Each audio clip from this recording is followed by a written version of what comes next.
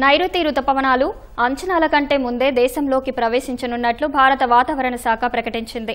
సాధారణంగా జూన్ 1వ తేదీకి వచ్చే రుతుపవనాలు ఈసారి అంతకంటే ముందుగానే మే 27న కేరళను తాకే అవకాశముందని ఐఎండీ అంచనా వేసింది. ఈ సీజన్లో సాధారణం కంటే ఎక్కువ వర్షపాతం నమోదయ్యే అవకాశముందని వెల్లడించింది. భారత ఉపఖండంలో ఎల్ నినో పరిస్థితుల ప్రభావం లేదని తెలిపింది.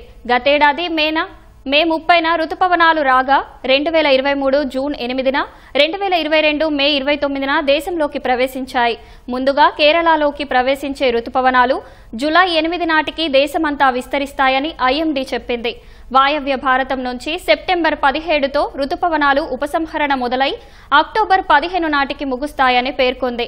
భారత్లో 40% దిగుబడి అందించే 52% నికర సాగు భూమికి ఇప్పటికీ రుతుపవనాల వర్షపాతమే ప్రధాన ఆధారం. తాగునీరు, విద్యుత్ ఉత్పత్తికి కీలకమైన జలాశయాలను తిరిగి నింపడానికి దేశ జీడీపీలో 18.2% తోడ్పాటుకు ఈ వర్షపాతం ఎంతో ముఖ్యం.